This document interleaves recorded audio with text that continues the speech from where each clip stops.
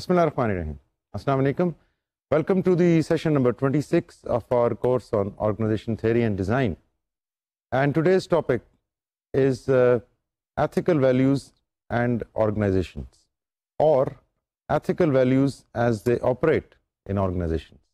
Because we have been talking about organizational values and organizational beliefs regarding the discussion which we had earlier on the topic of culture.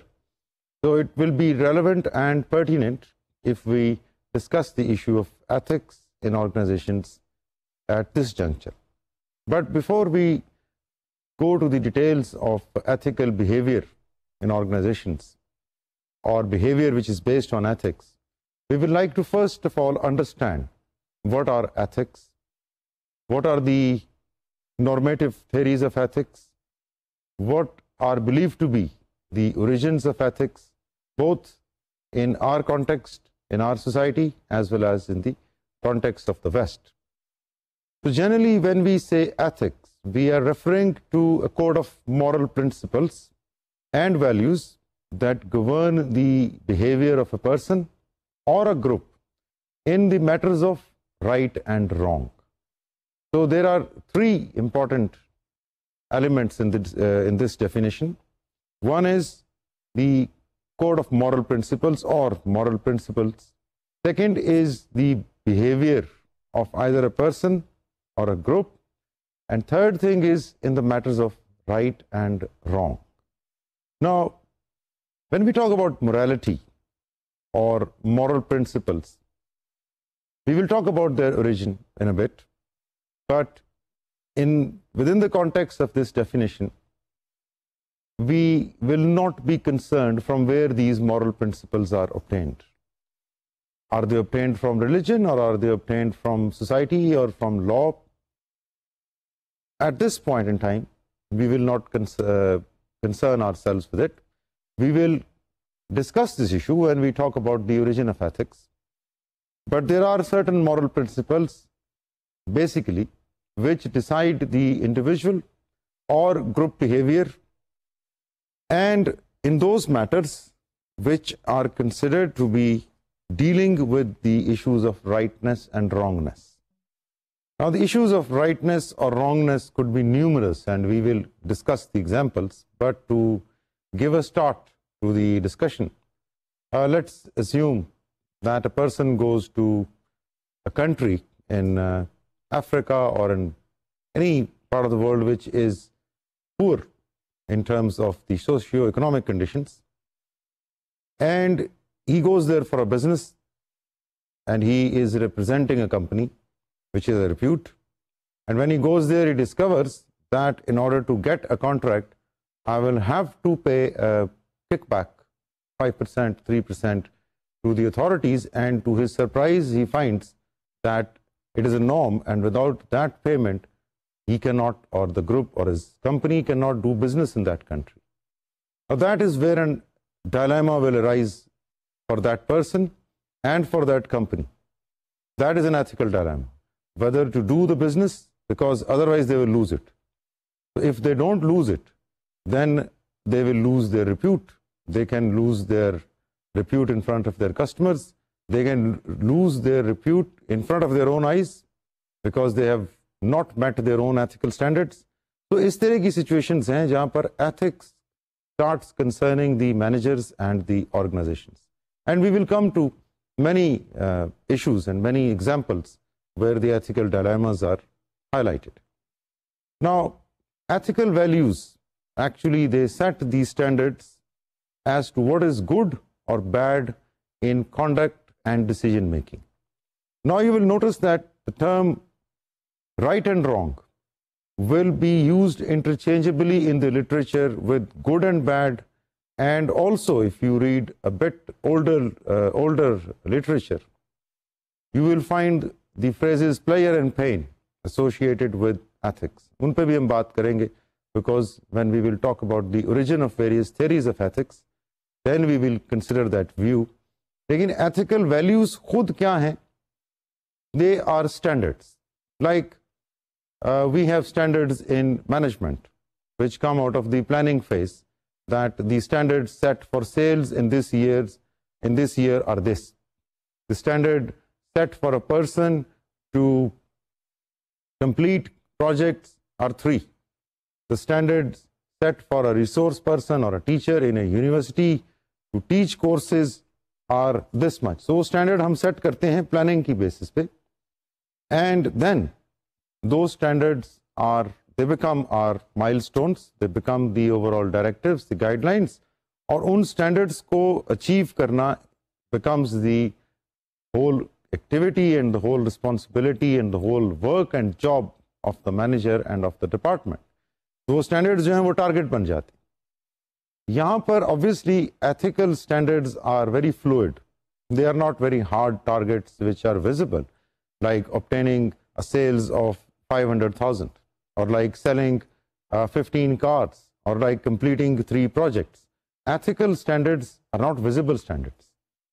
So their attainment is through their behavior. Behavior of the individual, behavior of the group, behavior of the company. So if company has set, and usually companies do set their ethical standards when they spell out their values, or sometimes when they spell out their mission statements or formal statements of purpose, then they do give a considerable attention to the ethics. तो और values में भी ethical values को काफ़ी ज़्यादा attention या importance दी जाती है. So those ethical values becomes the ethical standards for that particular company, for that particular group. Ethics and law, they have got to be differentiated because historically, in the development phase of both ethics and law, they are slightly, I won't say slightly, they are quite different. Because अगर हम ethics को moral या morality कहें, तो फिर morality और law इसमें काफ़ी फ़र्क है. And the difference is, if we read the history, then we come to know, or the impression which we get from the history is that basically there are 2 classes of people. One which is a vast majority and the other which is a very minute minority. And that minute minority is the rich class. They are the people, from the beginning ऐसे ही शुरू से एक खास तबके ने rule किया है और majority of the people have been ruled. So obviously class tension शुरू से हैं, आज भी हैं, पहले भी बहुत थी. In class tensions या in class struggles में both the classes are in fact trying to protect themselves from the other class. जो ruling class है, ruling class does not always means the government. People who have power, people, they could be in government, people who have resources, people who have authority. Now that class obviously wants to protect their position of superiority. और अपनी इस position of superiority को protect करने के लिए, I'm talking about man-made laws, I'm not talking about divine laws. अपनी इस position को प्रोटेक्ट करने का एक ही तरीका है उस क्लास के पास, that they came up with laws. They came up with laws to control the masses. Or simply, they came up with laws so that they can be protected from the masses. And otherwise, people can come and loot them, people can come and murder them, a mob can enter their houses, offices. फिर ये इस चीज़ को रोकने के लिए laws का concept है. यानी लॉ जो है, that legal authority is the authority of the person और it is the invention of those people who have power with them. वो सही है कि लॉ की वजह से अवाम को रिलीफ मिलता है. That is right. अगर law is implemented, if the institution, the legal institutions are there and the law is implemented, then people will get relief. But the idea behind law is not to provide relief to people. It is to administer them, it is to control them. आप relief तो नहीं दे सकते law के जरिए. For example, you see a person who is stealing. Law can't say that compensate this man by paying him this much so that he doesn't steal. Law will catch him and will give him punishment for stealing. So basic purpose of law is control. On the other hand, what is postulated in history is, एक तरफ तो ये एक class थी जो minority है और जो resourceful class है, उसने अपने आप को प्रोटेक्ट करने के लिए लॉज का सहारा लिया. And it is also said that the other class which is a vast majority, they also wanted to protect themselves from the powerful class, so they came up with morality. तो law और morality में, कानून में और ethics में ये एक तरह का टसल भी है और ओवरलैपिंग भी है. ओरिजिन दोनों की, it is not that they were invented by one group and then the other group said okay fine, इन्होंने लॉ डिस्कवर कर लिए, हम मोरालिटी कर लेते हैं. नो, बट ग्रेजुअली मोरालिटी को ज्यादातर सहारा बनाया उन लोगों ने who wanted to use it as their own protection, whereas the legal system and the laws were used more by the other class who wanted to, both had the same purpose of getting protection from the other class. Now, ethics, as we have seen, are not only distinct from law, but they also overlap with law. For example, कहा जाता है, अगर ये question पूछा जाए, how do we decide whether something is ethical or not on the basis of purely of our common sense in our country, for example?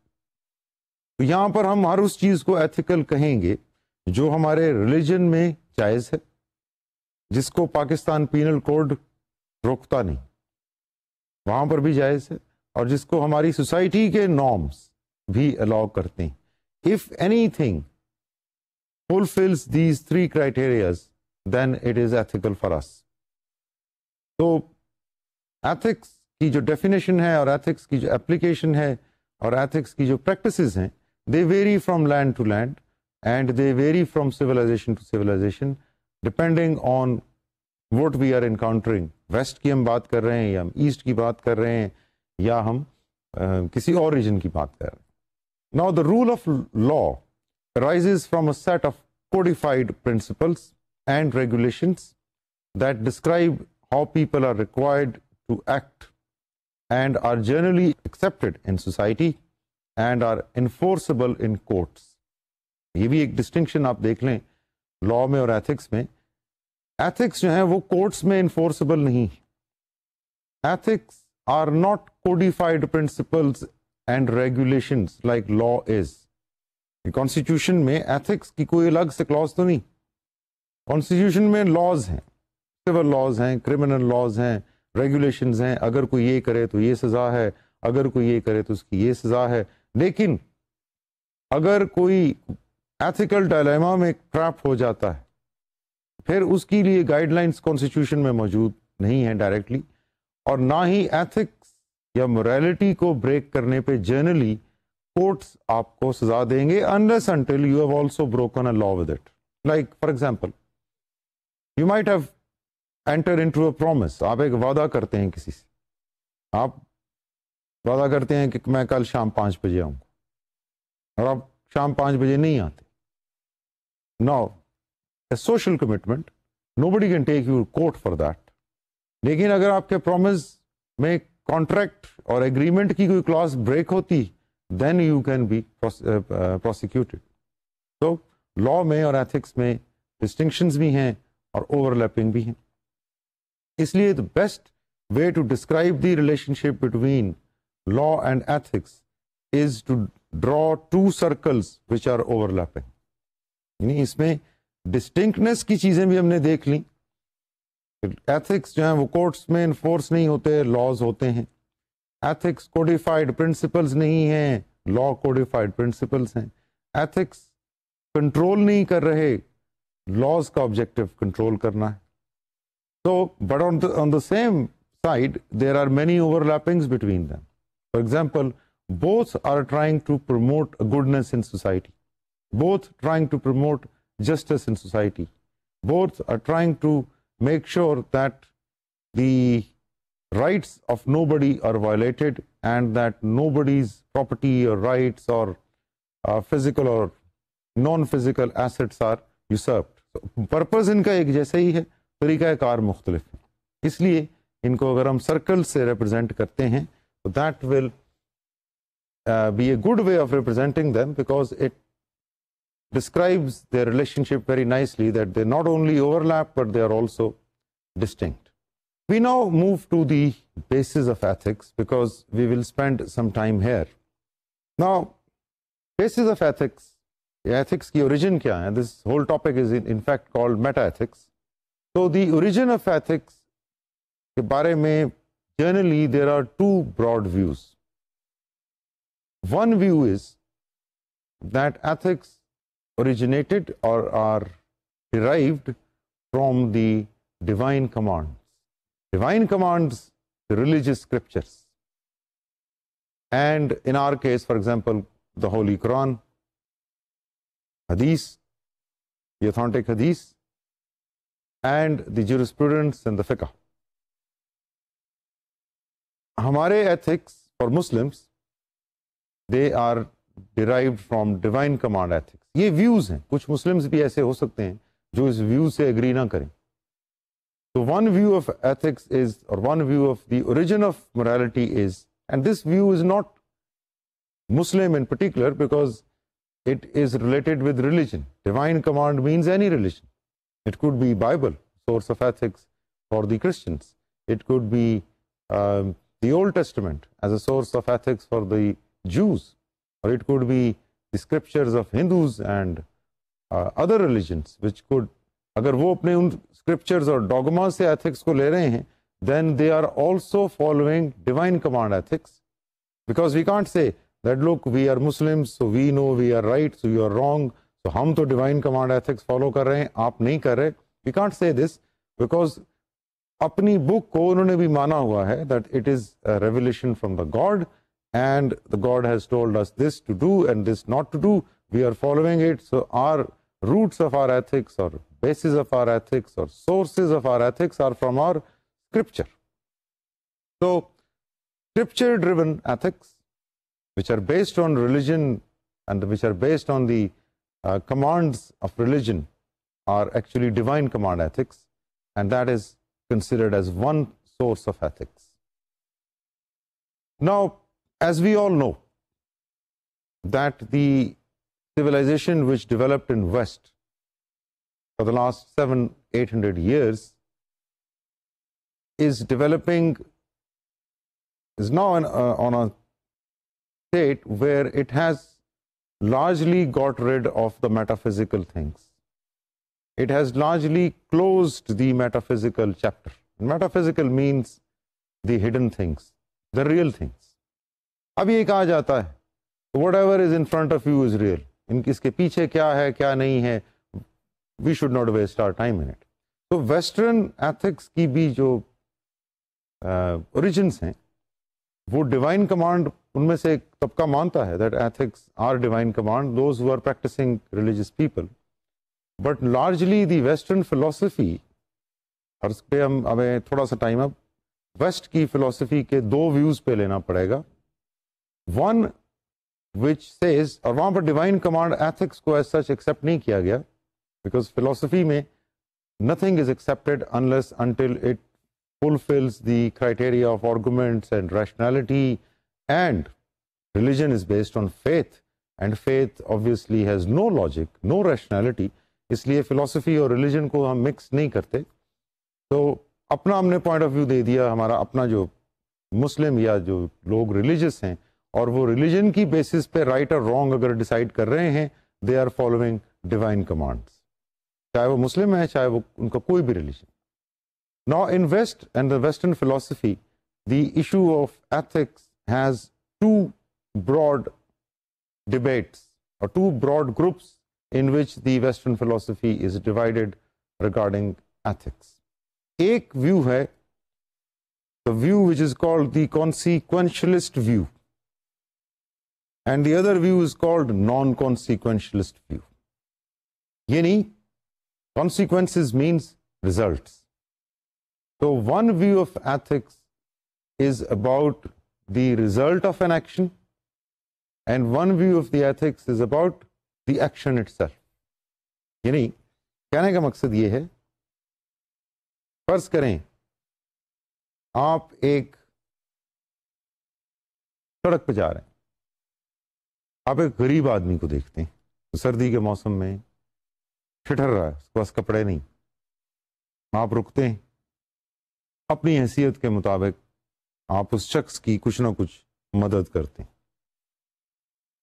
और आप चले जाते हैं। The consequentialist view the consequentialist philosophy will say that you stopped and you helped this person because by helping him you felt good.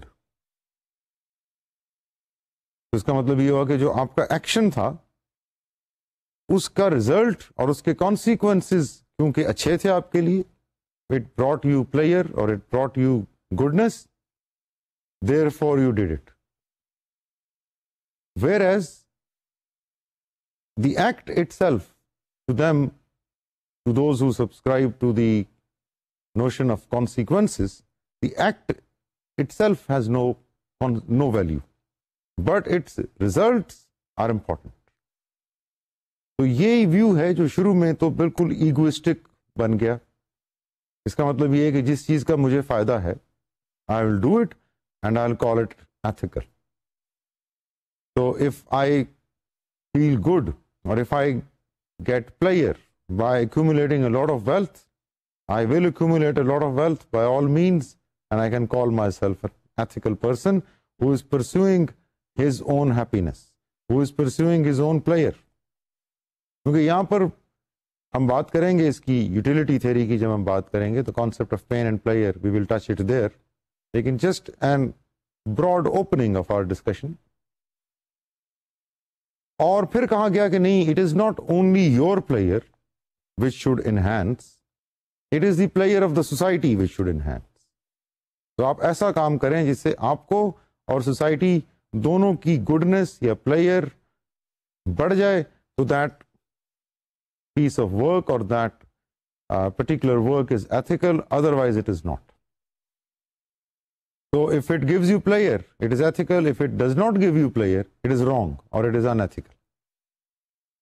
Or most of the Western philosophy, as we will see in the coming discussion, is based on this view. Is based on the view that the action itself is not important, but its consequences are important. दूसरी तरफ waste में ही non कॉन्सिक्वेंशलिस्ट view पेश किया गया, not on the basis of religion. Religion की तो basis ही non कॉन्सिक्वेंशलिस्ट है ना, कि रिलीजन की बेस पे जब हम एक काम कर रहे हैं, अच्छा तो हम इस दुनिया में और इस दुनिया के बाद दोनों जगहों पर we are expecting goodness but not on the spot. तो हम उसी वक्त रिजल्ट के लिए तो नहीं कर रहे।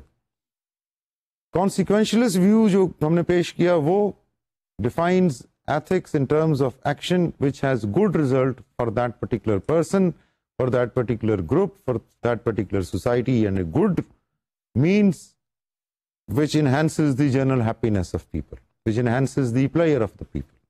अब वेस्ट में जो व्यू नॉन कॉन्सिक्वेंशलिस्ट है, that you will mostly see in the philosophy of Germans, people like Kant, people like Schopenhauer. इन लोगों ने नॉन कॉन्सिक्वेंशलिस्ट व्यू पेश किया एथिक्स का, according to which it is not the consequences of the ethics which are important. उन्होंने कहा कि the act itself is moral और immoral.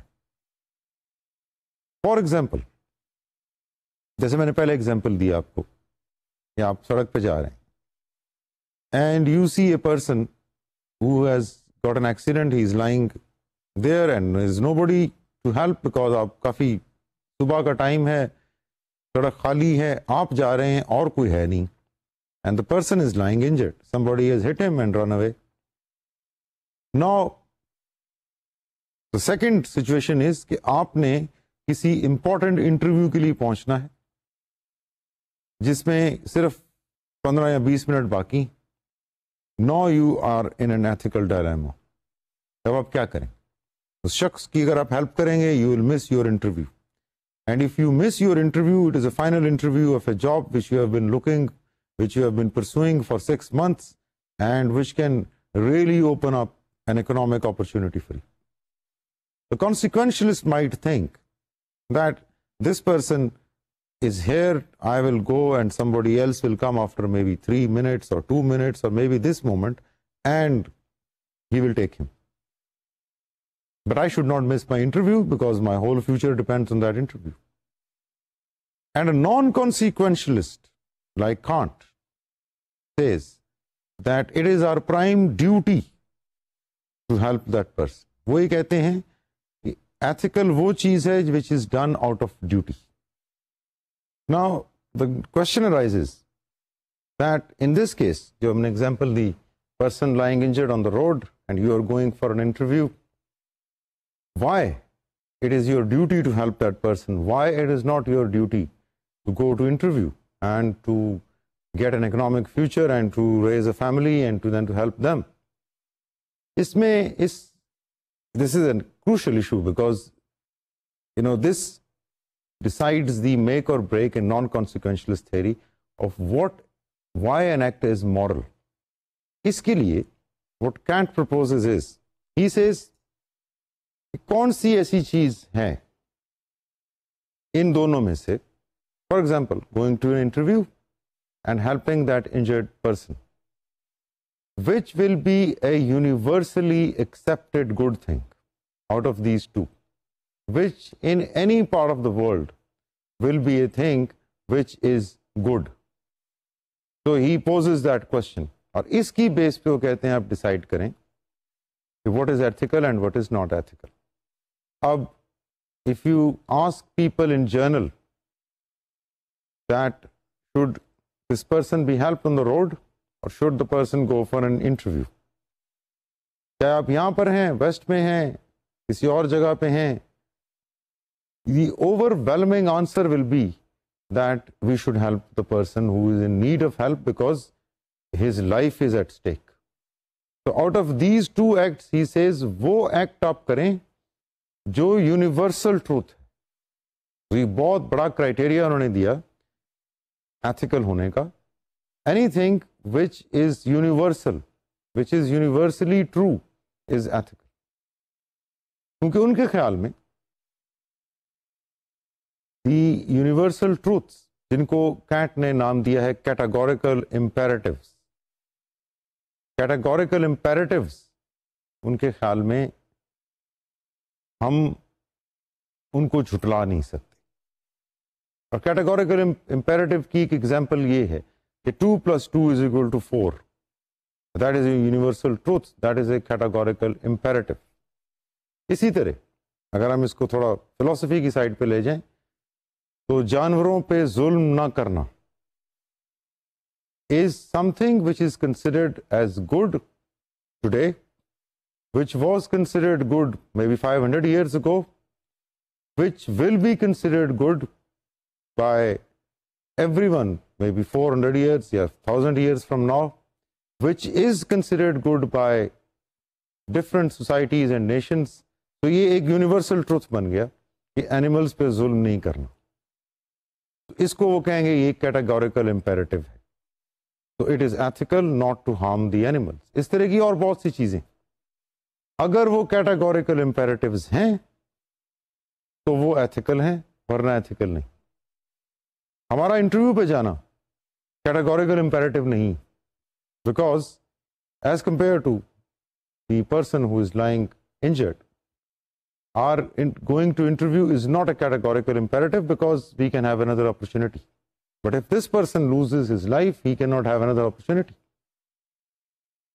तो उन्होंने कहा कि जो यूनिवर्सल ट्रूथ्स हैं, जो, और इसके ऊपर जो अनफॉर्चुनेट चीज है, वेस्ट में ज्यादा सपोर्ट नहीं किया गया इस व्यू को, क्योंकि ये व्यू क्लैश कर जाता है वेस्ट के अपने एम्पिरिकल व्यू के साथ, वेस्ट के अपने सेक्युलर व्यू ऑफ लाइफ के साथ. दिस व्यू क्लैशेस क्योंकि इसमें पॉसिबिलिटी ओपन है of having a mind, of having metaphysics, of having almighty.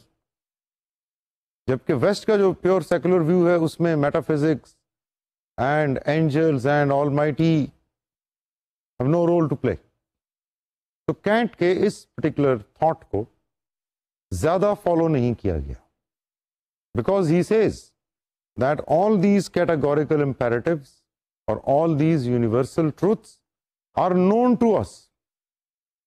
कोई हमें पढ़ाता नहीं ये चीजें, वी नो देम, इसलिए ये यूनिवर्सल ट्रूथ हैं। And how do we know them? He says because they are in our mind. और अगर हम उसको जरा एक्सटेंड करें, इस फिलॉसफी को रिलीजन की तरफ एक्सटेंड करें, और हम याद करें कुरान पाक में God tells us, almighty tells us, जब इंसान को, हजरत आदम को क्रिएट किया गया तो अल्लाह ताला ने फरिश्तों से फरमाया कि इनको सजदा करें। उस सजदे का हुक्म किस चीज पे था? अपनी क्रिएशन पे तो नहीं था, बिकॉज क्रिएशन तो एंजल्स खुद, फरिश्ते भी क्रिएशन है, और बहुत सुपीरियर क्रिएशन है in a sense that they don't error, they don't make mistakes, they don't सिन।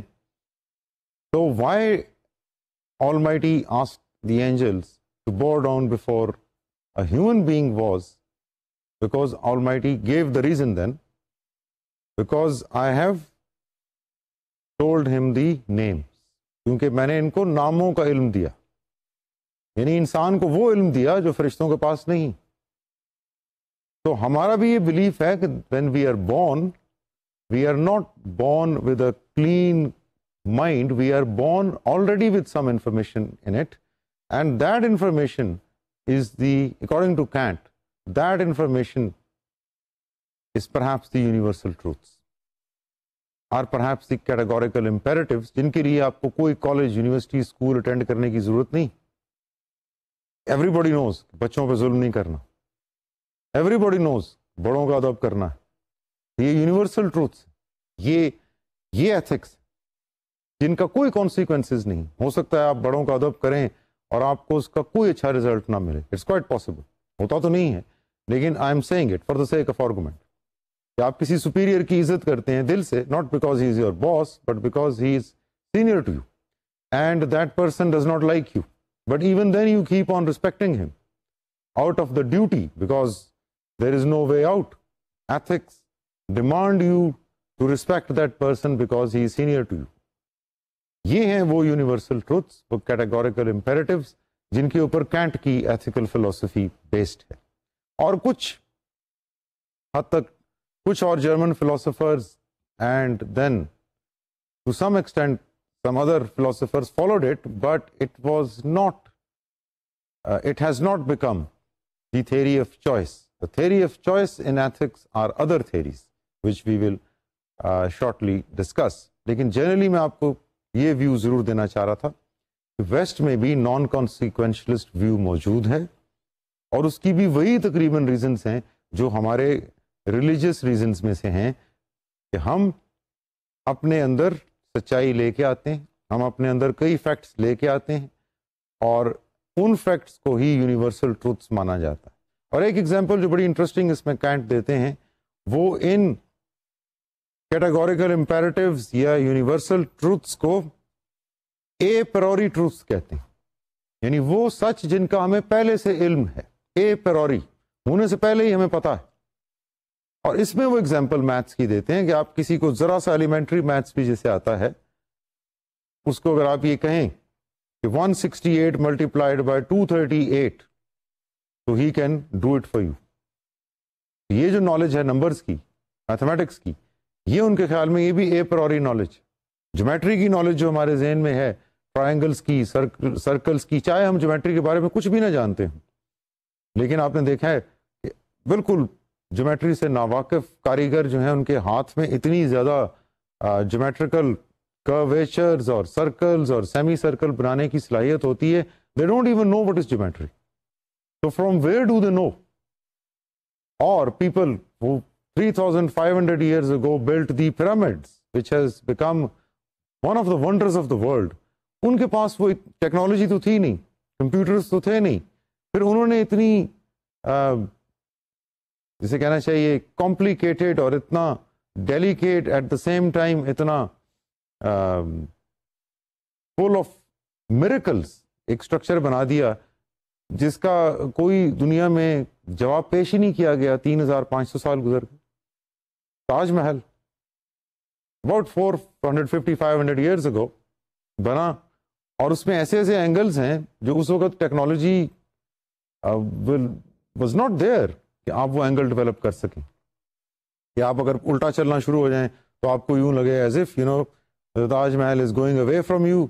आप सीधा चलें तो आपको लगे उसके चारों पिलर जो हैं उसके ऊपर आ रहे हैं। ये ऑप्टिकल इल्यूजन्स किस तरह क्रिएट हुए? तो ऐसे बहुत से सवालात हमें मिलेंगे जहां पर हिस्ट्री में, इंसान की हिस्ट्री में, where one is baffled to encounter such things and we have no rational answers for these things.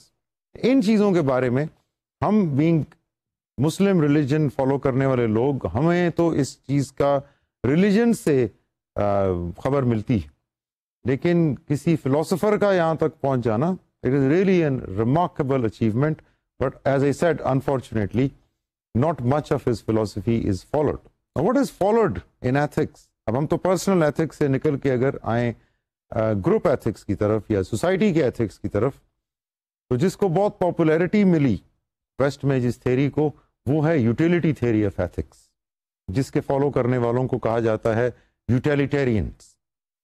Utility theory was put forward by Locke, by Hume, and then it was given, in fact जो theory है utility theory of ethics की, उसकी जो roots हैं वो Epicurean philosophy में हैं, और Epicurean philosophy is one of the schools of philosophies of Greek philosophy. तो एपिक्यूरियंस जो हैं वो उतने ही पुराने हैं जितने एरिस्टोटल या सोक्रेटिस या प्लेटो। तो वो जो एपिक्यूरियन फिलोसफी है, वो फिलोसफी क्या है? वो ये कहती है कि दुनिया में दो ही चीज़ें हैं जो इंसान जिनसे कंसर्न्ड है। एक चीज़ है उसकी प्लेयर और एक चीज़ है पेन। ये साइकोलॉजिकल भी हो सकती है, ये फिजिकल भी हो सकती है। और एपिक्यूरियन थ्योरी के मुताबिक इंसान will try to avoid pain and will try to gain pleasure. तो वो ये कहते हैं कि जहां आपकी प्लेयर मैक्सिमाइज हो जाती, that is what you should do. तो इसी एपिक्यूरियन फिलॉसफी को हीडोनिस्ट फिलॉसफी जिसे कहा जाता है, इसको ह्यूम और लॉक ने पुट फॉरवर्ड किया, लेकिन इसको पॉपुलैरिटी या पॉपुलराइज किया English philosopher Jeremy Bentham. Jeremy Bentham was the one who came up with the theory which is called the utilitarian theory. और उस थ्योरी के मुताबिक if an act increases the general happiness of the society, then it is an ethical act and that should be pursued. Utility theory basically यही कहती है कि utility क्या है?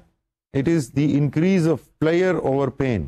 It is the increase of goodness over badness or rightness over wrongness. लेकिन यहाँ rightness और wrongness को define किया गया है through pain and pleasure. तो इस theory यूटिलिटी थ्योरी में भी वही प्रॉब्लम है जो हम पहले देख चुके हैं। It can make us selfish, it can make us egoist. और यहाँ पर अगर हम फिलोसफीज का डिफरेंस देखें तो हमें शायद ईस्ट और वेस्ट के दरमियान जो एक इनविजिबल सी खलीज होती है उसकी समझ आए। आई एम नॉट सेइंग कि वेस्टर्न पीपल एथिकल नहीं है या हम सारे के सारे एथिकल हैं, ऐसा बिल्कुल नहीं, लेकिन उनकी एथिक्स की फिलॉसफी और बेसिस फर्क है, हमारी एथिक्स की फिलॉसफी और बेसिस फर्क है। So they will come across to us as very practical people, a bit cold and practical, whereas we will come across as emotional people who are a bit less practical. क्योंकि हम ethics में हमारे अंदर sacrifice देने की या emotional या physical या फाइनेंशियल शायद कैपेसिटी ज़्यादा है। और मैंने पहले भी किसी लेक्चर में आपसे अर्ज़ किया था कि दुनिया में जो चैरिटीज़ दी जाती हैं, डोनेशंस दी जाती हैं, उसमें जीडीपी का प्रोपोर्शन अगर देखा जाए तो जो मुस्लिम कंट्रीज़ हैं या मिडिल ईस्ट की कंट्रीज़ हैं, ये तकरीबन 3 to 3.5% of their GDP they give out in the form of donations to poor nations, whereas west which is the richest segment or society in the world western countries अपनी GDP का सिर्फ 0.3 to 0.5% दे पे out in donations. तो शायद ये जो फर्क हमें नजर आते हैं ये इन्हीं फिलॉसफीज के डिफरेंस की वजह से। एनीवे, बात हम कर रहे हैं यूटिलिटी थ्योरी। अब यूटिलिटी थ्योरी में कुछ प्रॉब्लम्स हैं। आप सोसाइटी की हैप्पीनेस को किस तरह मेजर कर सकते हैं? How can you know that this act of mind has increased the happiness of और यूटिलिटी ऑफ सोसाइटी? अब यूटिलिटी को मेजर करने के लिए बेंथम साहब ने हीडोनिस्ट कैलकुलस के नाम से एक कॉन्सेप्ट दिया कि यूटिलिटी वहां ज्यादा होगी जहां पर यूटिलिटी के यूनिट्स ज्यादा होंगे, यानी प्लेयर के यूनिट्स ज्यादा होंगे। और फिर उसको आप टोटल प्लेयर गिनेंगे या एवरेज प्लेयर गिनेंगे, ये प्रॉब्लम्स भी उसमें आई। तो इस थ्योरी को फिर रिफाइन किया जॉन स्टॉट मिल ने, and John Stuart Mill was also an English philosopher who made the utility theory. उन्होंने उसको रिफाइन किया। उन्होंने कहा कि ये हिडोनिस्ट कैलकुलस के जरिए प्लेयर नापना तो नामुमकिन चीज है, और दूसरी चीज ये कि उन्होंने कहा कि प्लेयर्स के अंदर भी डिफरेंसेस हैं। Qualitatively a player of eating for example, खाने से भी प्लेयर मिलती और पियानो बजाने से भी प्लेयर मिलती। तो उन्होंने कहा कि ये दोनों प्लेयर एक जैसी तो नहीं, ठीक है हैं दोनों pleasures, but they are different in quality and they are different in intensity. Similarly, the player which you get by helping others is probably the highest form of player. तो उन्होंने कहा कि प्लेयर्स के बीच में डिफरेंसेस हैं, सिर्फ quantity के नहीं बल्कि क्वालिटेटिवली भी pleasures are different. And since pleasures are different, therefore pleasure itself is not the end, and is something else. अगर हम ये कहते हैं कि हम दूसरों की मदद करना चाहते हैं, और दूसरों की मदद हम क्यों करना चाहते हैं? Because it gives us player. तो फिर हम अब प्लेयर किसी और मटेरियल तरीके से भी ले सकते थे। Since we are forgoing that material way and we are helping people and then getting player, so therefore player is not our main end, player is not our end, but it is a means, क्योंकि हमने दूसरों की help करना हमारा फिर main मकसद है। तो इस डिस्टिंक्शन के साथ जो जॉन स्टॉट मिल ने यूटिलिटेरियन थ्योरी ऑफ बेंथम में की, उन्होंने इफेक्टिवली जब यूटिलिटी थ्योरी को रीस्टेट किया तो यूटिलिटी थ्योरी खत्म हो गई।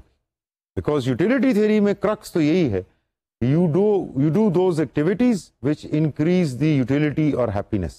यहाँ पे जब हमने हैप्पीनेस यूटिलिटीज प्लेयर्स की ग्रेडिंग कर दी, क्वालिटेटिवली उनको डिफरेंट कर दिया, और हमने ये कहा कि हर एक्ट जो है वो प्लेयर को परस्यू नहीं कर रहा होगा बल्कि वो प्लेयर के पीछे जो एंड छुपा है उसको परस्यू कर रहा है। तो हमने इफेक्टिवली यूटिलिटी थ्योरी को खत्म कर दिया philosophically, but practically it is still there. बल्कि प्रैक्टिकली अब ये उससे भी ज्यादा खतरनाक फॉर्म में है, because now it is in the form of American pragmatism. और American pragmatism is an extreme form of utilitarianism. American philosophies जो हैं वहां पर वो कहते प्रैग्मेटिक होने का मतलब ये है कि you are only, let's face it, you are only concerned with your own benefit. You are practical to the extent that, like a machine, you are, or like a made machine, a man-made machine, you are only trying to increase your own advantage. ये American pragmatism ये कहती है। अब आप ये सोचें, एक हमने व्यू डिस्कस किया, डिवाइन कमांड व्यू, जिसमें ज्यादा डिस्कस नहीं किया, because we being the followers of religion we know what are divine commands, और डिवाइन कमांड से क्या, अब जैसे हमें कहा गया कि आप नशा ना करें तो हमारे लिए एथिकल कमांड बन गई। हमें कहा गया आप जुआ नहीं खेलें, हमारे लिए एथिकल कमांड बन गई। जितनी भी हलाल हराम चीज़ें, राइट और रॉन्ग, हमें तो वो रिलीजन ने बता दी। अब जहाँ रिलीजन फॉलो नहीं होता वहाँ हमने दो व्यूज़ देखे, कॉन्सिक्वेंशलिस्ट और नॉन कॉन्सिक्वेंशलिस्ट। अब अगर आप कॉन्सिक्वेंशलिस्ट व्यू के ऊपर दुनिया को चलाएं और मोस्टली क्योंकि वेस्टर्न सोसाइटीज कॉन्सिक्वेंशलिस्ट व्यू पे ही चल रही हैं, इसलिए हम सेफली ये कह सकते हैं कि दुनिया कॉन्सिक्वेंशलिस्ट व्यू पे ही चल रही। Has that view of ethics helped the world और has it not helped the world? ये आपके सामने है। पिछले 400-500 साल की हिस्ट्री पढ़ लीजिए। उस हिस्ट्री ने, मॉडर्निज्म ने, मॉडर्निस्ट थॉट ने, पोस्ट मॉडर्न जमाना है आजकल का, उस मॉडर्निस्ट थॉट ने हमें क्या दिया? एथिक्स में उसने हमें यूटिलिटी की थ्योरी दी, अमेरिकन प्रैग्मेटिज्म दी, माइंड को खत्म कर दिया, कॉन्शियसनेस को ब्रेन प्रोसेस का नाम दिया, साइकोलॉजी में माइंड की studies, metaphysics, finished. What has it given us? And the same modernist thought of West has given us democracy. Democracy, a great phenomena in the countries who have a tradition of struggling with it for maybe 100-150 years. But what about democracy in the countries where 70% of the people don't even know what are they doing when they cast a vote? So वो भी West का concept. Free market competition, capitalism. एक तबका अमीर से अमीर होता जा रहा है, कुछ मुल्क अमीर से अमीर होते जा रहे हैं, कुछ मुल्क गरीब से गरीब होते जा रहे हैं। आपके सामने कोई ढकी छुपी चीज तो नहीं है। आप जाएं, वर्ल्ड बैंक की वेबसाइट पे जाएं, देख लें, ह्यूमन डेवलपमेंट रिपोर्ट्स देख लें, ह्यूमन डेवलपमेंट इंडेक्स नॉर्वे का, स्वीडन का, फिनलैंड का, फ्रांस का, जर्मनी का क्या है, और human development index African countries का क्या है? Is it because France and Germany and Switzerland are more intelligent than Africa? Is it because God has given them more human qualities which Africans don't have? Or is it because Africa was one of the colonies of the West, which is still suffering from the post-colonial effects? Or is it because a country like us, who was also a colony of the West, and who were never the ideological followers of the West like India is, because India declares itself as a secular country.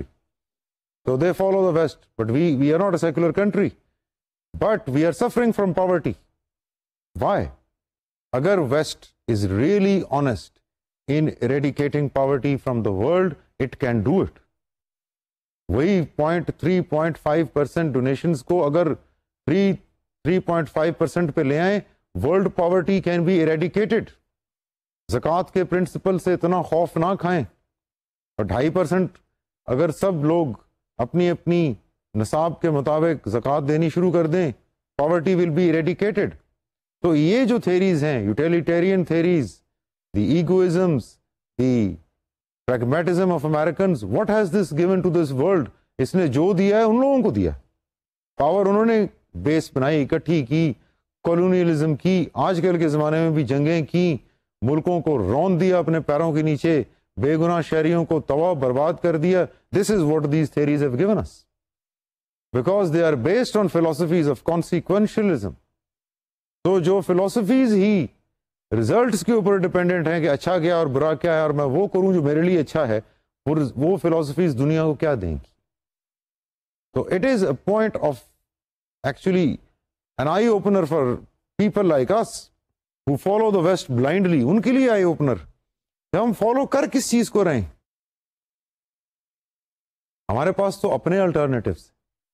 Divine command ethics को अगर हम कभी वाकई थाम के देखें तो हमें पता चले that our goodness and what is right and wrong for us, nobody knows it better than Almighty, because He is our creator.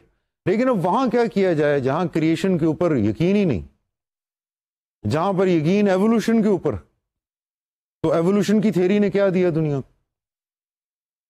1859 में, यानी कि 150 साल पहले, डार्विन ने ओरिजिन ऑफ स्पीशीज जब पब्लिश की, तो उसमें उन्होंने कहा कि सारी दुनिया इवॉल्व हुई, इंसान इवॉल्व हुआ।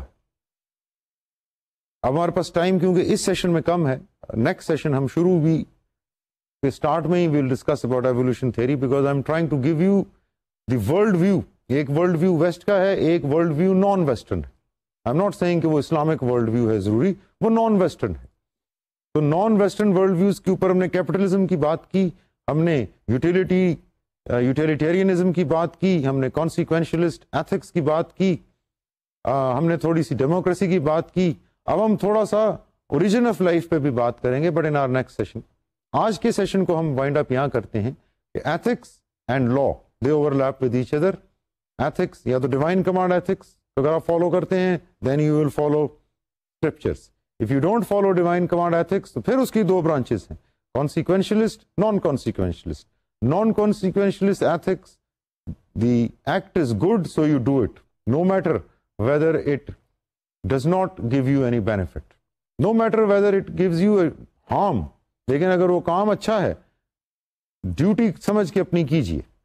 और दूसरा व्यू भी हमने देखा कॉन्सिक्वेंशलिस्ट, वो कीजिए which gives you more pleasure, वो कीजिए which gives you more happiness, and then modifications in it which gives people more happiness या which gives society more happiness, freedom of expression, जो मर्जी करें सड़कों पे, इफ इट प्लीजेस यू तो आप करें, चाहे आप किसी के पैगंबर पाक के कार्टून भी बना दें, लेकिन if that gives you happiness you do it. So this is what the world is now facing.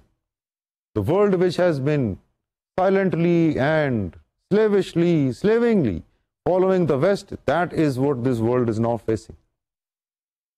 एक political, एक power, एक military, एक economics, ये सारी चीजें ठीक है, resources उनके पास हैं, लेकिन what have they taught this world? अगर इसी तरह चलता रहा, आज तक तो हम देख रहे हैं कि इतनी गरीबी है, इतनी इनइक्वालिटी है वेल्थ डिस्ट्रीब्यूशन में. For how long will it continue? तो फिलोसफीज आर इंपॉर्टेंट, क्योंकि फिलोसफीज के ऊपर सारे की सारी जितनी भी चीजें हो रही होती हैं, चाहे वो पॉलिटिक्स में हो रही हूँ, चाहे वो स्पोर्ट्स में हो रही हूँ, चाहे वो मीडिया पे हो रही हूँ, वो बेस्ड उन्हीं फिलोसफीज पे हैं जो हमें या तो अल्लाह ताला ने दी या इंसान ने खुद बनाई. अब हमने कौन सी फिलोसफी को फॉलो करना है, that is up to us. But obviously the topic of discussion is not which philosophy to follow, it is to highlight the various philosophies of ethics, जिसमें हमने आपके सामने वेस्ट की दो पॉइंट ऑफ व्यू पेश किए, और जो यूज होता है पॉइंट ऑफ व्यू वेस्ट में, that is utilitarian, that is pragmatic, that is based on the old Epicurean और हिडोनिस्ट प्रिंसिपल्स. सो अभी हम नेक्स्ट सेशन में एक तो हम थोड़ी सी बात ओरिजिन की करेंगे, उसके बाद we will wind up this discussion of ethics by giving some examples of applied ethics, how ethics are applied in business and how business issues then become the ethical dilemmas. And then after that we will also discuss the role of ethical values in shaping, if we have time, तो हम उसमें discuss जरूर करेंगे कि how do ethical values shape maybe the culture of an organization, and through it how do they shape the design of an organization. But that is only time permitting. In the meantime, we will wind up our discussion for today here on the last sentence, on the last note, which I want to stress is that ethics to some people is a relative term. Ethics for some other people is a fixed absolute term. So जो divine command ethics को follow करते हैं, वो absolute ethics को follow कर रहे हैं, और जो डिवाइन कमांड एथिक्स को फॉलो नहीं कर रहे, जो कॉन्सिक्वेंशलिस्ट हैं, for them ethics is a relative term. With this we end this session. Will इंशाल्लाह see you next time. Till then, खुदा हाफिज.